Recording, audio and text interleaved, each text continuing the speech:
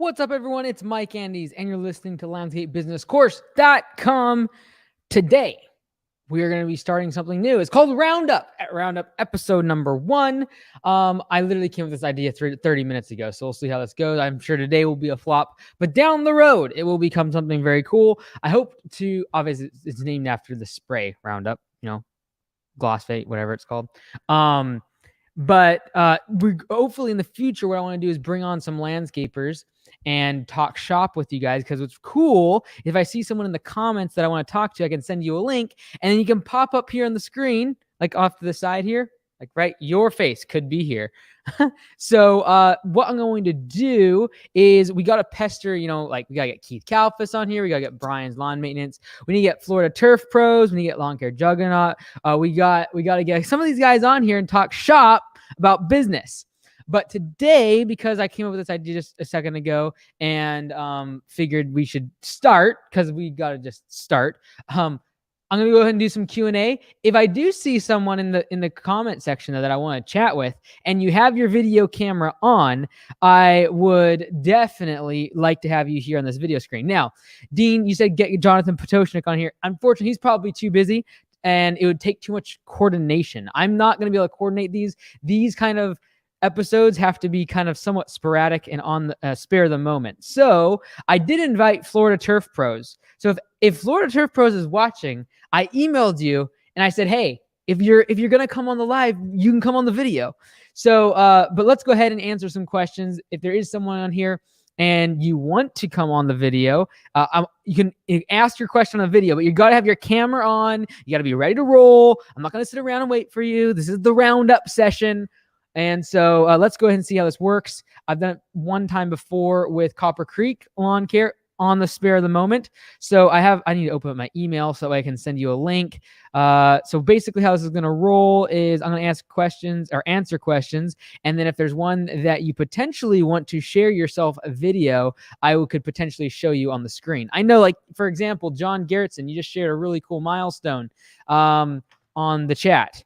Or on the Facebook group. Would love to maybe go over what you've done in the past few years, for example. So hopefully this show can kind of go on. I'd love to do it on like a Thursday evening every week, where we kind of get other landscapers' perspectives other than my own, and we're able to share a little bit. So I'm looking at my screen because this is where I can see all my questions and everything. Let me go ahead and go start going through some of these. And if you are okay with being on video, just put video at the end of your question. I'm not going to, force anyone to come on video, but let's just see how this rolls. And I'd love to make this a show every week where we can learn from other landscapers and lawn care professionals.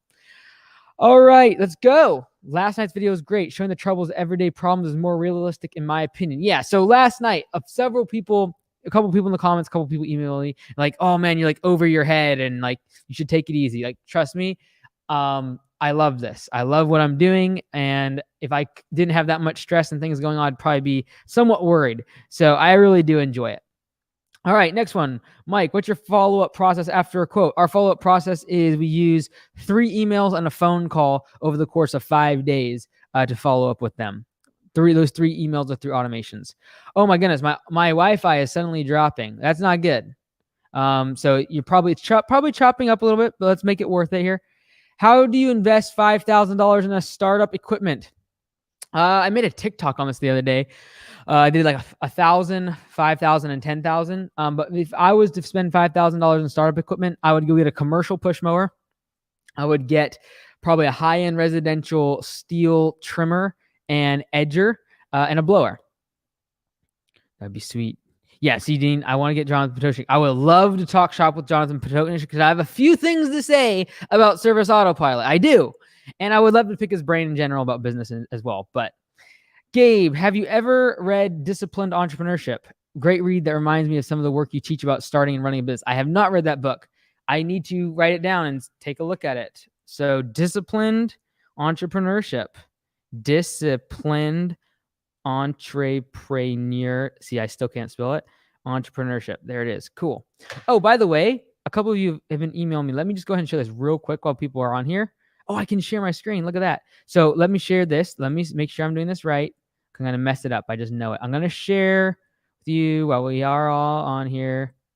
Share screen. Share screen. Yes. Window. Aha, there it is. A couple of you have been asking about lawn care web design. Let me go ahead and take this stuff off real quick. How do I take this off? Comments, go away. Thank you. Okay. Brand. Boom. Okay. So now you can see this.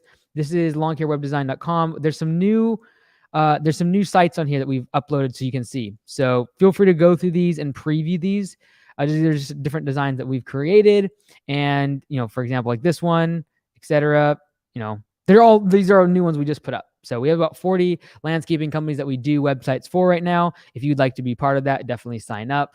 At least just book a call with our team and we'll go over and see if it's a good fit for you. Let me go ahead and stop sharing my screen after that wonderful little pitch there and jump back into the questions. Okay, Junior, I don't agree with you about these influencer being part of the Q&A. Well, this is the thing, Junior.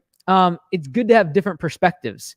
And so this is the bottom line, is by having those influencers on, I'm going to be able to bring in an audience that would otherwise never hear about what we talk about on this channel. And as much as I would like to be selfish and be like, oh, we're only gonna keep it to ourselves, I want to share this with as much as people, and my goal is to change the level of professionalism in this industry. And if I'm gonna do that, I got to reach as many people as possible. And if I can tap into their audience and people that know them, I'm more than happy to do that. A lot of people listening to this video right now found me because I made a reaction video, or because I made an equipment video. Two things that I don't really care about, but it's the hook that gets the fish. It is the bait that gets the fish on the hook. And the hook is definitely the business topics we talk about here. Ben, thanks for the video yesterday, Mike. I have never had more stress and anxiety in this past month, and it's good to know even the big guys are going through it. Just got to hustle through it. Hey, Mike, thanks for doing these videos. Okay, I think we got the point here, Junior. What books do you most recommend when beginning to scale your business from one to multiple crews? It's really going to come down to marketing and selling. I always say, like, marketing and sales is what gets you from 0 to 500,000 in revenue. And then if you're going to go past $1 million and beyond, it's going to be management of people and definitely hiring and all the rest of it. So that people side, a lot of times you just got to be self-aware enough to realize, like, perhaps maybe you're not cut out for the people side. If you don't get along with well with people, they make you mad, they make you stressed out. That's not a bad thing. Just be self-aware and be like, hey, I'm going to stay around that $300,000, $400,000, $500,000 marker, because sales will get you there. The ability to go knock on doors, the ability to go out and sell customers and upsell customers, that will get you to 500,000. And so that's what I would say in the Junior. Most of them are only doing for the sponsorship. Yeah, it's fine, Junior, though. Like, honestly, like, everyone is out to make a buck, and that's capitalism. That's the beautiful thing.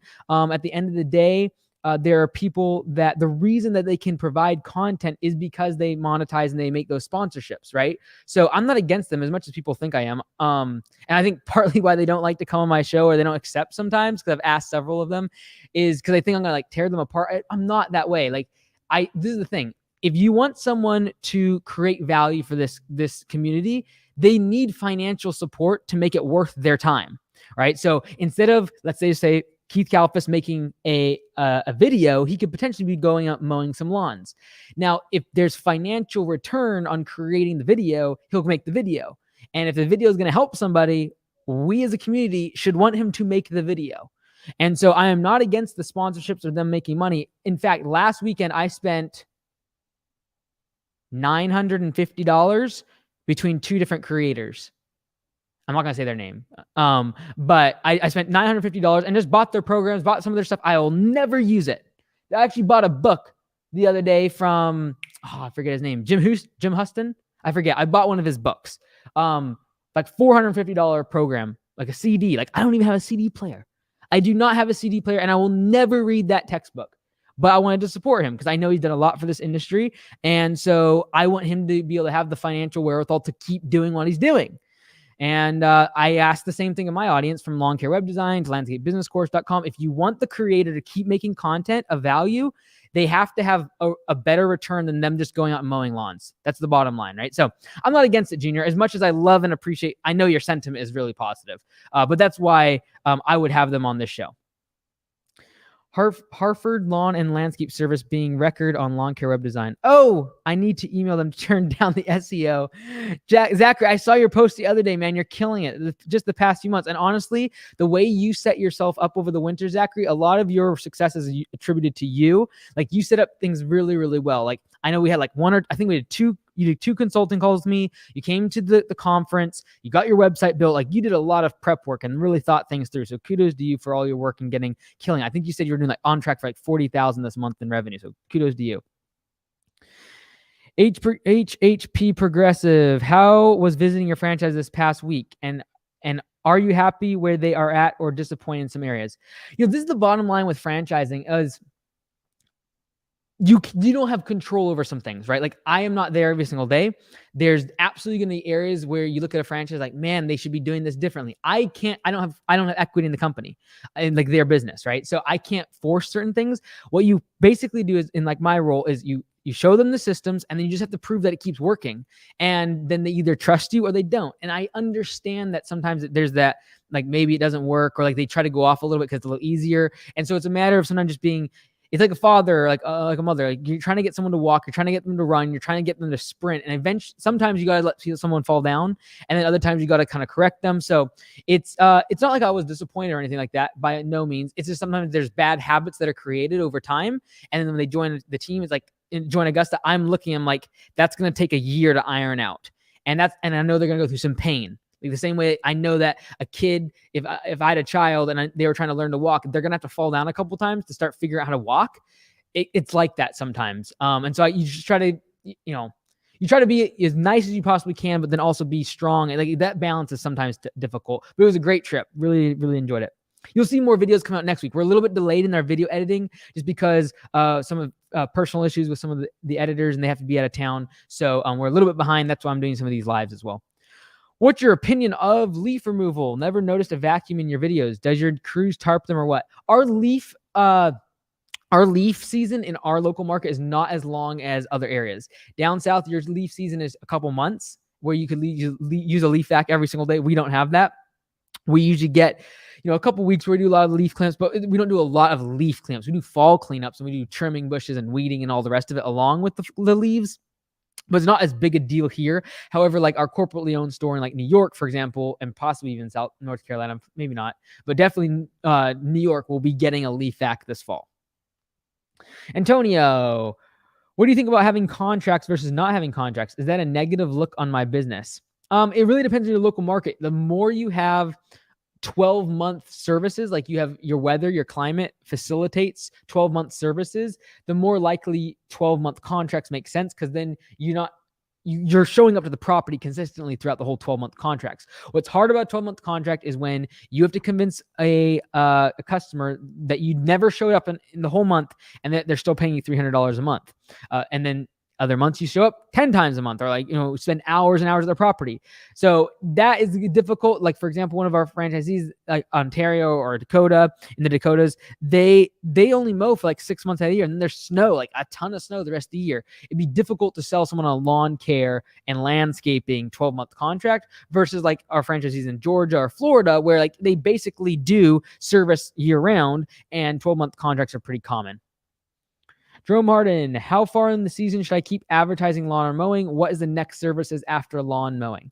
Honestly, it really is going to be the peak growing season is usually when we focus on lawn mowing and lawn care and treatments and all the rest of it. And then we focus on project-based work usually about 2 months after the spring rush has started, right? So in our local market, we probably have a few more weeks where we're still focusing on mowing and lawn care, and then we'll transition to projects. And usually as it gets really hot and the grass slows down, that's the perfect time to transition into more project-based stuff.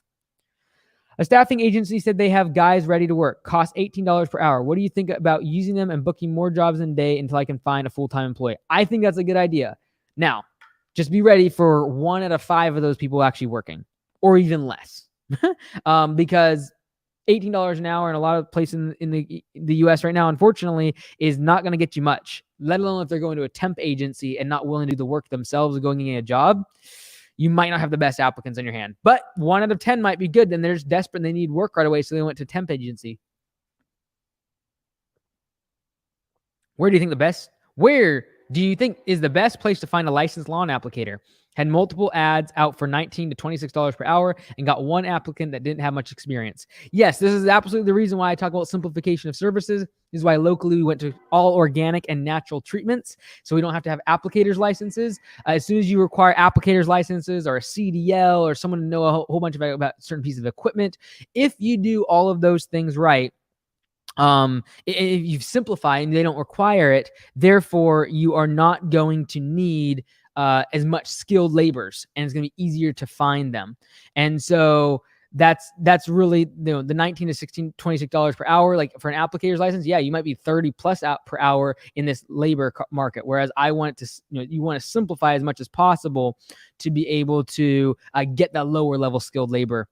Jim Huston is not struggling. I spent $3,500 for him to compete out for 8 hours this January. Yeah, no, totally, John. I don't think he's struggling, nor did any of the other creators that I bought stuff from last weekend. It's just a matter of supporting them so they keep doing what they're doing. Harry Plays. Hey, Mike, I'm just wondering how to do breaks work. I'm just wondering, how do breaks work for your guys? Do your guys get paid lunch breaks? Also, what about overtime? How many hours are your guys expected to work a week? So every single state is different. You need to check your local labor laws. In our state, for example, we have to give 10 minutes per 4 hours. Sorry, is it 15? I think it's 15. 15 minutes per 4 hours of paid break time. And then they have an optional 30-minute break, but that optional 30-minute break they would clock out for. Our guys in the field never take their 30-minute break. They just take the 10-minute breaks twice a day. And in terms of how many hours your guys are expected to work a week, honestly, we just expect them to work when we ask them to. And we try not to overwork them, like 50 plus hours. We try not to get there if at all possible. Daddy Mike. Oh, that's so funny. You're killing it over there, Ryan. Ryan's over in Corpus Christi. Corpus Christi. Him and his manager's doing great. Zachary, about to schedule another call in talks with another company to buy them. Ooh, just waiting on 36-month P&L and balance sheets. Ooh, that will be a lot of fun to look over. All right, when doing a mulch rip out and installation, do you charge hourly as well as by the yard of mulch installed? For instance, I charge $60 per hour and also charge $80 a yard for mulch. So do you charge hourly as well as by the yard? Okay, kind of, I guess. Like, yeah, we charge by the materials and we charge by hours, right? We do not charge by the yard of material installed. Like $120 of per yard installed. We don't do that. We look at how many yards of mulch, how many hours are going to take me to do it. It's the most accurate form of doing so. And if you wanted to scale that, you could potentially do it by square feet, but you're going to have a larger margin of error when it comes to the labor. And when you're on P for P, not a good thing to have.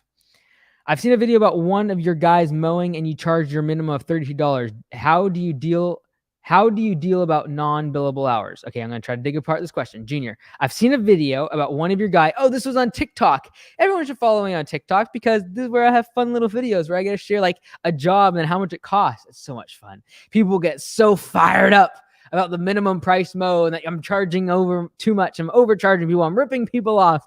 Oh, it's so much fun. TikTok is a wonderful place for getting ripped to shreds in the comment section. My goodness. I've seen a video about one of your guys mowing and you charge your minimum of $32. How do you deal about non-billable hours? I don't know what you're asking there, Junior, but basically our non-billable hours, like it has to be figured into the cost that we're charging the customer per hour when we're on the job. And so how do we figure in non-billable hours? It's going to depend on so many different variables, like your drive time, your route density, all the rest of it. But basically, in terms of, I don't know what you're asking. Sorry.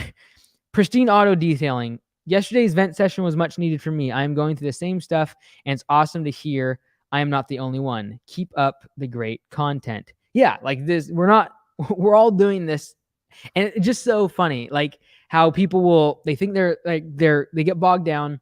And unfortunately, when we get bogged down, a lot of times we will isolate ourselves. When that is the time you need to reach out for help. That is the time you need to ask for help, or you need to get advice, or you need to go talk to another landscaper. And this is why in this industry, I think it's not humorous. Again, it's not humorous. It's sad that we don't communicate with other landscapers in our market, because we could really help each other a lot. But unfortunately, we look at everyone as competition when it comes to labor and every customer, and like we get all like that way, and therefore we don't talk to each other. And when you drive by people, it's like, no, I'm not looking at them, not looking at them. Like, Like, that is so silly. Like, oh my goodness. If we just all communicated well, like a rising tide floats all boats. If everyone in your market was raising labor rates and raising the cost to the customer and charging more, like, you'd all make more money. Dean, we have been doing 4 days a week, 10 hours per day. Problem is they go over on jobs. They're working 11 hours a day, and then no one really wants to come in on Mondays, day off, even though we are swamped. That's the one thing I feel like 10-hour days can be a little bit, it burns people out. And when you need them on a 5th day, they're just so burnt out because they've been doing 4 10s. And so that's the one drawback, but there's also efficiencies. I totally get that. But at the end of the day, you got to staff to the point where when things go wrong, you have capacity, and schedule, if you possibly can, the last day of either 4 or 5 day schedule it a little bit less. Like, we always try to make sure, like, our routes, for example, for mowing end close to our shop at the end of the week, right? So we work from like north to south in our county because we're on the south end of our territory. And so we try to work our way so that way the last day, if a crew's behind or whatever, we can scramble and help finish the last few jobs on the routes. And so that's the advantage of cross-training all our guys and having landscape and mowing. Everyone does it, because if a project gets done early on a Friday, they're going to go out and just help guys mowing 2 or 3 jobs, and they're going to be close to the shop. So it's not an inefficient route. They can just jump in a truck, grab a mower, and be off. Have the crews been loving not having to pull trailers and just use the ramp racks? Yeah, they like it. I think at the end of the day, they just want to make more money, right? So on P4P, definitely right now, like this week and last week, the grass is growing like crazy in our market. It's raining, it's wet. So they're not going to be big P4P bonuses. But even a couple weeks ago, and like obviously in the future, they're going to make a lot more money on P4P because of those. We standardized, we made sure all the billing, or made sure that all the pricing was correct to actually match what a 30-inch mower and a trailerless setup would require. So they're going to make more money. And at the end of the day, they do like the fact, especially when they're in the downtown routes, they don't have a big trailer and they can just park in someone's driveway. Sorry, how do you factor in your non-billable hours on a $32 mow? Again, it's very difficult to actually do that accurately, because every single job, a $32 mow on one side of your territory is completely different than right next to your shop. Same $32 mow, same property, whatever it might be. So determining that as a function is going to be a blended average when you start running numbers on your non-billable hours for a specific job. What I'm going to be looking at more as, out of 8 budgeted hours that get done in a day, how many hours of work time? So let's say it takes 10 hours of work and they get 8 hours of budgeted hours done, like time completed, estimated hours on the job site. That would impute a 20% inefficiency on that route, or 20% of the time that they were clocked in was inefficient. That is the number I try to track, and it's more immediate. And that's going to be hard to tack onto one specific job, especially as you add jobs into your route. What leaf blowers and string trimmers do you guys use? We use Stihl BR600s and then 111Rs for Stihl for the trimmers. I'm not really sure. I've made it a point to wave to other companies in my area and approach them when they are out of their vehicle. It has led to some good new relationships. Yes! That is so important, guys. We should all do this. You got to wave to the other crews. I don't care. It's just being a good person. Like, it's just so funny to me how landscapers, when we drive by each other, it's like I just said, like, you're just like, oh no, they're not there. And like, you like look over this side, or like you pretend you're on your phone. Like, come on, we're in the same industry. We deal with the same issues. Like, just wave, be nice. You were correct, Mike. Got to talk to your competition. Just had another guy that went full-time this year reach out. There is too much work out there to not be friends with them. They help more than hurt. How do you calculate P4P? Joseph King. Yeah, basically give a percentage of the labor revenue to the employee.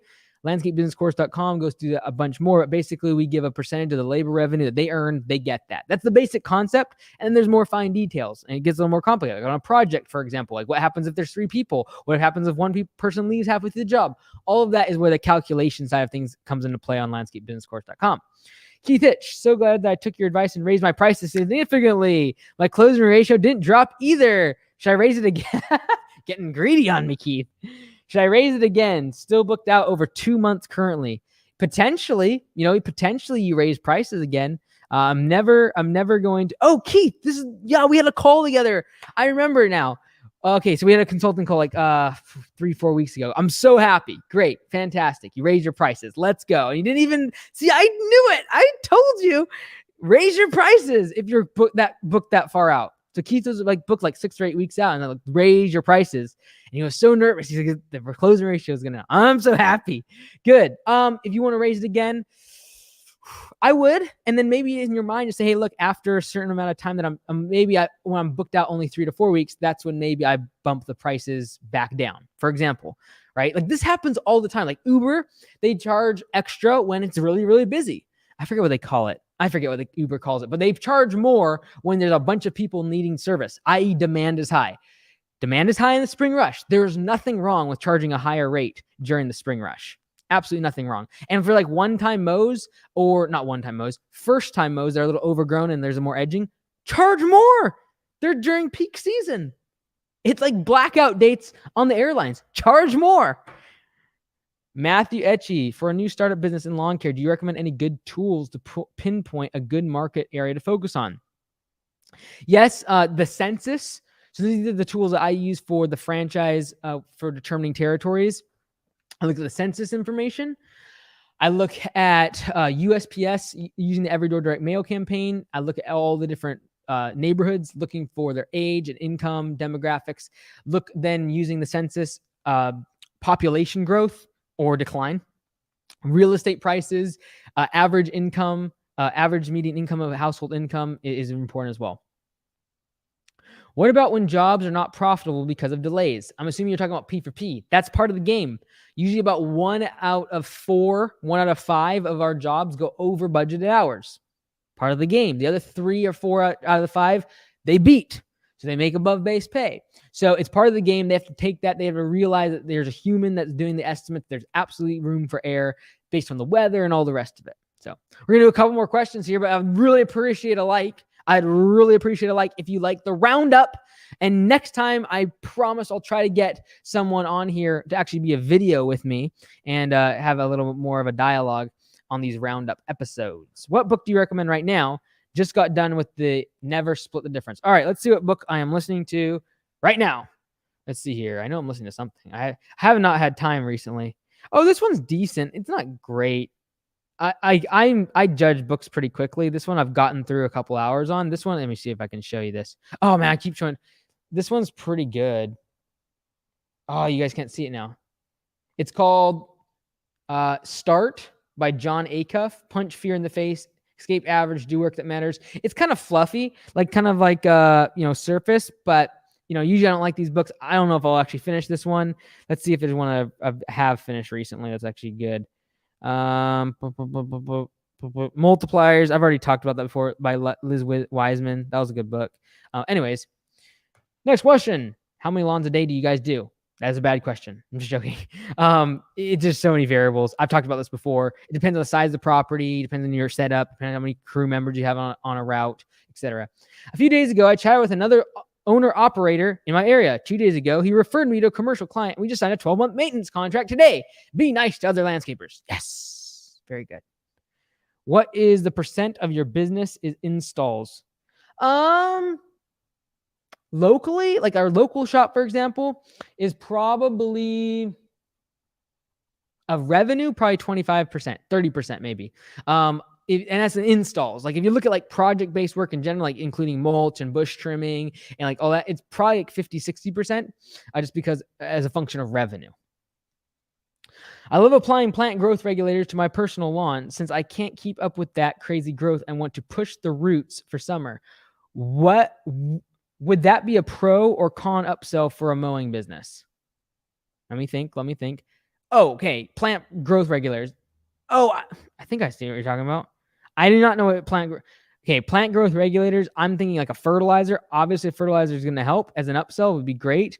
But I do not know what you're talking about. I'm sorry. Wow, 25% installs is good. Zachary, with you being lean-minded with your business, why are you not using CartMate RS to move mulch, etc.? I've got on and it's a game changer. I love it. I love it. I love it. Yeah, we've thought about it. I have thought about it, I should say. But the bottom line is we don't use zero turns. And so that equipment is like, I just don't want the equipment. Equipment is, man, one day I'll make another video, like really explain the numbers behind a lot of my logic on this stuff. The numbers as you scale, and like we don't have to have a mechanic at our shop, even though we have 16 trucks. Like there's just, I want a simple, like a shovel and a wheelbarrow is more simple. And if I'm charging the customer by the hours, yeah, I'm gonna have to charge the customer more, and it's gonna be a little more wear and tear on our guys. But if they can make more money on P4P, and I don't have to deal with storing that piece of equipment, buying the piece of equipment, the equipment breaking, having a zero turn to operate the Mulchmate, like all of those things, like mine, I just want it simple. I don't want complexity. But when you're a solo operator, you should be investing in these things. It is a game changer, folks. It is a game changer. So, yeah, the 36-inch stander, by the end of it, what you're looking at is a $7,000 stander with, I don't even know how much Mulchmate. Sorry, is it 1,000, 2,000? I don't know. Let's just say it's a $10,000 setup you're using to spread mulch.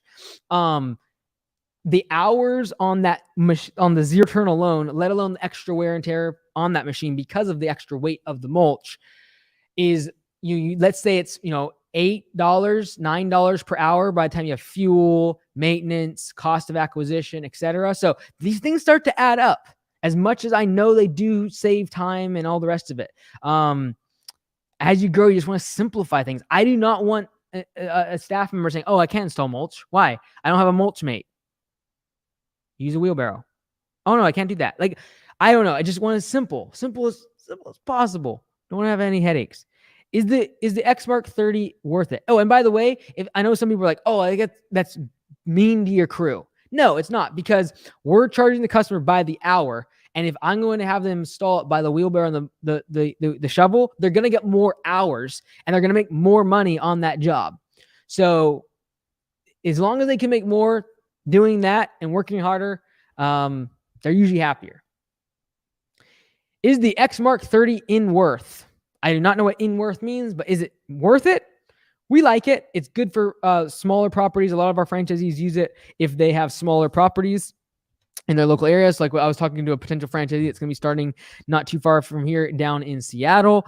And they obviously have a lot of small properties, 3,000-4,000 square feet lawns, turf size, turf lot, not lot square footage, turf on the property.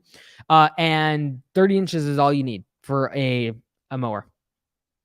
I'm using on my 36 standard and it's awesome.